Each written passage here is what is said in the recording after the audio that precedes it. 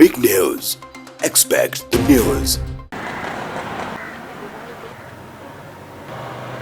බොහොම සැලසුම් සහගතව බෝම්බයක් අටවලා අද දවස වෙන විට අවුරුදු 4ක් සපිරෙනවා. බෝම්බය අපි හොයාගත්තා.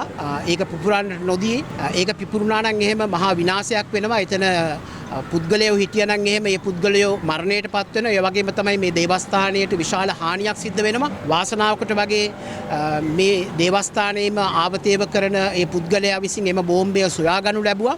ඉතින් අපි කතෝලික සභාවක් විදිහට මේ මොහොතේ ඉල්ලුවා මේ පිළිබඳව පැහැදිලි පරීක්ෂණයක් කරන්නට කියලා. මොකද මේ බෝම්බය හසු වුණාට පස්සේ පළමුවෙන්ම ඒ ස්ථානයට පැමුණුනේ මේ එවකට මේ ප්‍රදේශයේ බාරව හිටපු දේශබන්දු තෙන්නකෝන් මහත්මයා තමයි පළමුවෙන්ම මේ ස්ථානයට පැමිණිලා ඒ ගැන යම් යම් කතිකාවන් සිදු කළේ. ඉතින් එතුමාගේ ඒ ක්‍රියාකලාපය පිළිබඳව බැරෑරුම් සැකයන් අපිට තිබුණා. ඉතින් ඒක නිසා අපි කිව්වා දේශබන්දු තෙන්නකෝන් මහත්මයා පිළිබඳවත් පරීක්ෂණයක් කරලා ඒ වගේම මේ සිදු වුණු ඒ බෝම්බ ඇටවීම පිළිබඳව යම්කිසි පරීක්ෂණයක් සිදු කරන්නට කියලා. නමුත් ඒ කිසි දෙයක් සිද්ධ වුණේ නැහැ. අවසානයේ සිද්ධ වුණේ බෝම්බය හොයාගත්තු මේ දේවස්ථානයේ ආවතේව කරන ඒ පුද්ගලයාව අරගෙන ගිහිල්ලා හිරකූඩුවේ දමලා මාසයක් විතර නොඑක ආකාරයේ බලපෑම් කරමින් ඔහුව තබා ගත්තා.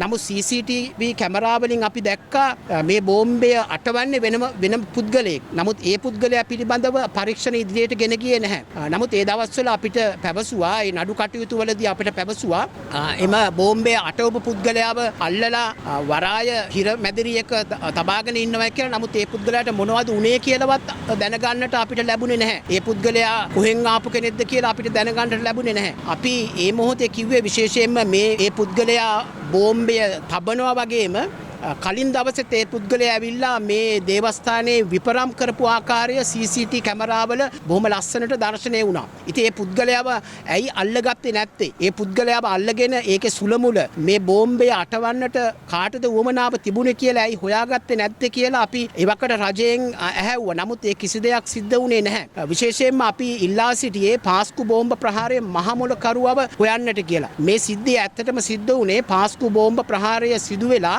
අවුරුදු දවස් 1000 සම්පූර්ණ වෙන දිනේදී කතෝලික සභාව අපි මේ පිළිබඳව උද්ඝෝෂණයක් සංවිධානය කරලා තිබුණා. එතකොට ඒක කඩාකප්පල් කරන අරමුණෙන් අපගේ කතෝලිකයින්ව ඒ සඳහා නොයන්නට බියවැද්දීමේ අරමුණෙන් තමයි මේ බෝම්බය අටවලා තිබුණේ. එතකොට මේ බෝම්බේ අටවීම පිළිබඳව සුලමුල හොයාගත්තොත් බොහෝම ලේසියෙන් පුළුවන් මේ පාස්කු ඉරිදුන බෝම්බ ප්‍රහාරයේ සුලමුල හොයාගන්නට, මහමොල කරුව හොයාගන්නට. ඉතින් ඒක නිසාමයි අපි ඒ අවස්ථාවේ ඉල්ලා සිටියේ මේක කාගේ උමනාවකට සිද්ධ වුණේ කියන දේ පරීක්ෂණ කරලා හොයන්නට කියලා. ඉතින් ඒක නිසා අදටත් නැවතත් අපි මේ පත්තුණු රජයට, ජනාධිපතිතුමන්ට, ඒ වගේම පොලිස්පතිතුමන්ට කාරුණිකව අවධාරණය කරනවා මේ පිළිබඳව අවුරුදු 4ක් තිස්සේ මේ වැළලීලා තිබුණු අතීතයේ හාරවුස්සලා ඒ ෆයිල් උඩට අරගෙන මේ පිළිබඳව පරීක්ෂණ කරන්නට කියලා.